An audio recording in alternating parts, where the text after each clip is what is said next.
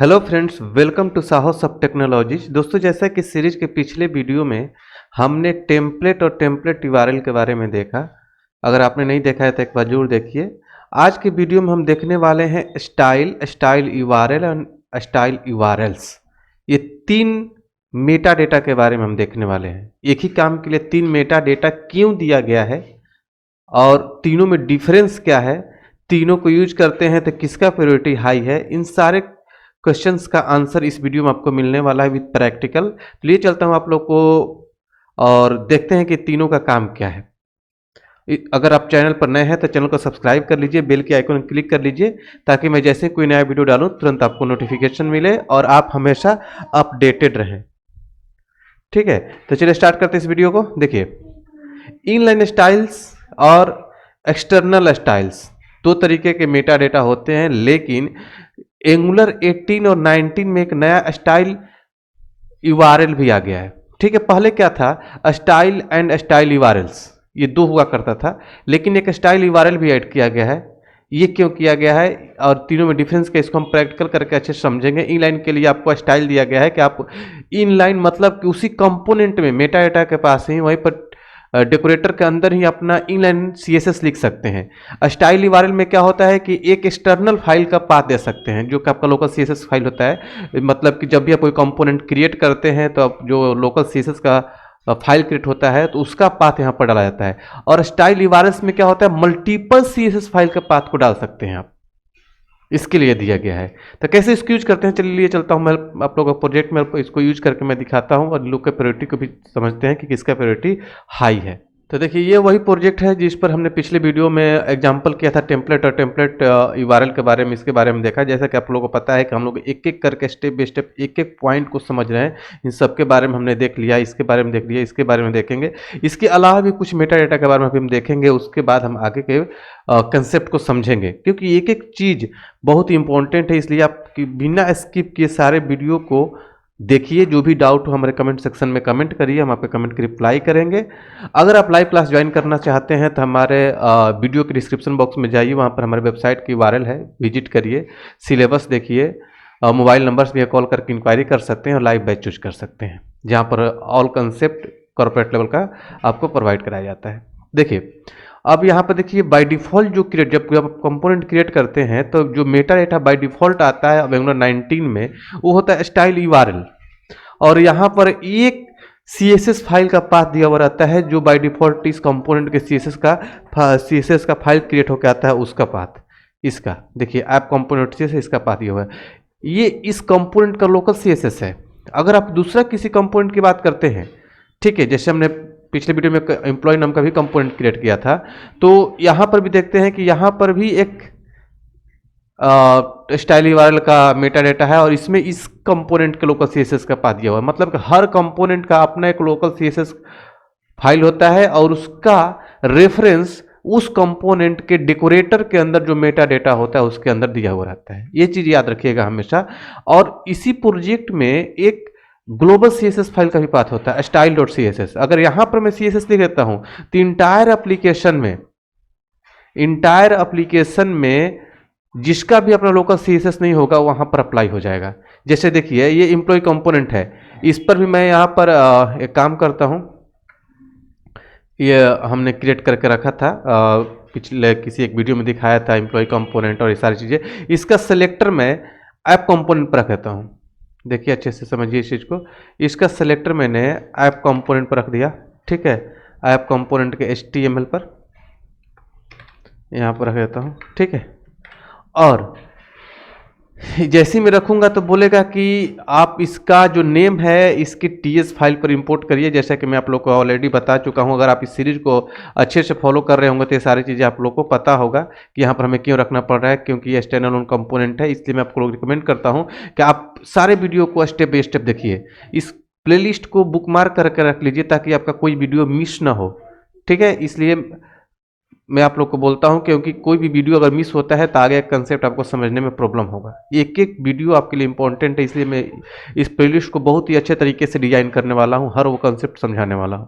तो मैंने यहाँ पर रख लिया। अगर आप ब्राउजर पर हम जाते हैं तो यहाँ पर देखिए, यहाँ पर आपका ऐप कंपोनेंट ये दोनों लोड हो रहा है। ठीक है, और ये एम्प्लॉय कंपोनेंट लोड हो गया, दोनों में H1 है। ठीक है, H1 टैग दोनों में दिया हुआ है।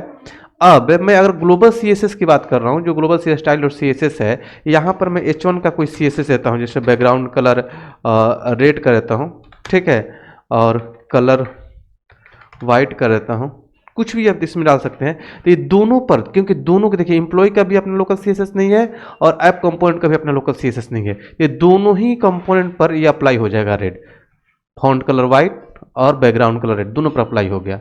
अब अगर हम कोई लोकल CSS देते हैं, जैसे ऐप कंपोनेंट का CSS है लोकल CSS, और यहाँ पर हम दे देते हैं क्या, H1 बैकग्राउंड कलर ब्लू, ठीक है, तो अब इसका अपना लोकल CSS अप्लाई हो जाएगा। देखिए अब लोकल CSS क्या हो गया, ब्लू। चूंकि इसका अभी भी अपना लोकल CSS नहीं है, इसलिए इस पर अभी भी रेड अप्लाई हो रहा है। तो एक चीज़ तो डिफरेंस क्लियर हो गया कि ग्लोबल के अंदर जो भी CSS आप रखेंगे, ठीक है, वो इंटायर एप्लीकेशन में अप्लाई होगा जिसका अपना लोकल CSS नहीं है। अगर आपने किसी कंपोनेंट का लोकल CSS बना दिया तो उसका लोकल CSS ग्लोबल को ओवरराइड कर देगा। बिल्कुल ही पिक्चर क्लियर। अब हम बात करते हैं यहाँ पर कि इस यहाँ पर जो रेफरेंस दिया हुआ ऐप कंपोनेंट और CSS, यही लोकल CSS यहाँ पर अप्लाई हुआ। अब अगर हम चाहते हैं कि इनलाइन CSS लिखें, ठीक है, तो आप यहाँ पर लिख सकते हैं स्टाइल्स। देखिए तीन चीज़ें आ रहा है, styles, style URL and style URLs, ठीक है। स्टाइल जैसे ही आप लिखते हैं तो आप इनलाइन CSS यहीं पर लिख सकते हैं कुछ इस तरीके से, ठीक है, बैकग्राउंड कलर, ठीक है, और मान लीजिए हमने डाल लिया ऑरेंज, इस तरीके से मान लीजिए हमने कर दिया। तो अब क्या होगा कि इसका कनेक्शन हट गया, जो हमने यहाँ पर CSS में ब्लू डाल रखा था ये हट के अब क्या हो जाएगा, ऑरेंज, मतलब कि आपने इनलाइन CSS डाल दिया। परफेक्ट। अब क्या होगा अगर हम दोनों को रख लें, देखिए ये आपका एक्सटर्नल फाइल हो गया और ये आपका इंटरनल CSS हो गया। अब दोनों को अगर हम अप्लाई करते हैं तो किसका प्रायोरिटी हाई होगा। अब हम जैसे ही जाएंगे ब्राउजर पर, देखिए ऑरेंज दिख रहा है, तो मतलब इनलाइन CSS का प्रायोरिटी हाई है। आपको लग रहा है कि नीचे है तो ऊपर वाले को ओवरराइड कर रहा होगा। अगर हम इसको ऊपर कर दें, इसको कट करके और इसको ऊपर कर दें और सेव करते हैं, ठीक है, इसके यहाँ पर कॉमा लगाकर और सेव करते हैं, देखिएगा अभी भी आपका ऑरेंज ही दिख रहा है।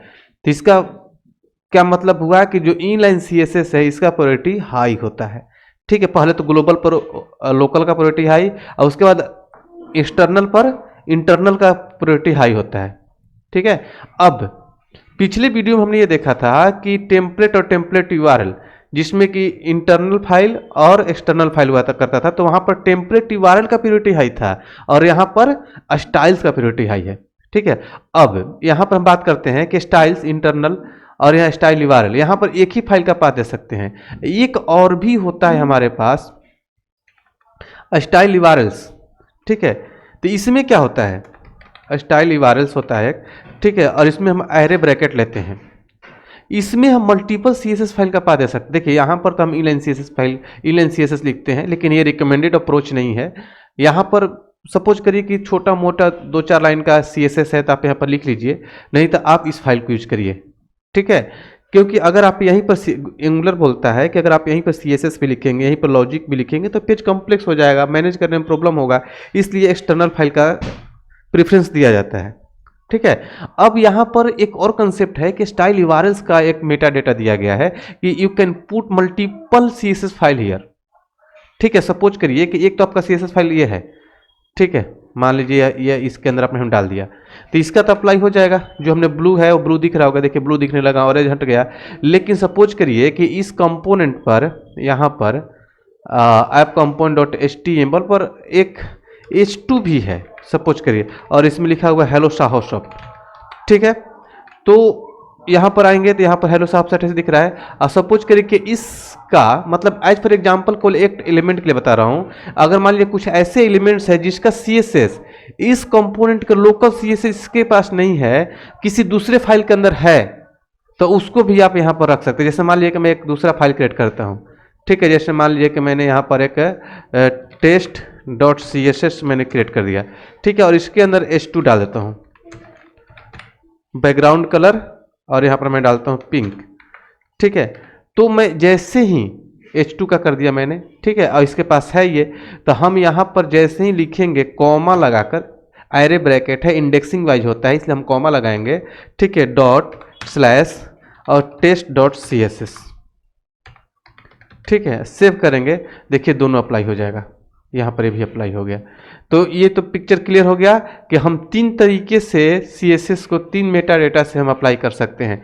पहला इनलाइन, मतलब यहीं पर आप CSS लिख सकते हैं, लेकिन ये सही तरीके हाथ, पहली बात तो ये है कि हमें सब कुछ टाइप करना पड़ेगा, टाइपो मिस्टेक हो सकता है, इंटेलिजेंस नहीं आएगा, मतलब हिंट नहीं आएगा। इन दोनों फाइल पर क्या होता है कि हम कुछ भी चीज़ें लिखते हैं CSS के फाइल पर, तो यहाँ पर सब कुछ हिंट देने लगता है, जैसे हमने देते हैं टेस्ट इंटेलिजेंस आता है, ये सब वहाँ नहीं आएगा, ये सब यहाँ पर आता है, तो इसलिए भी हम एक्सटर्नल फाइल यूज करते हैं।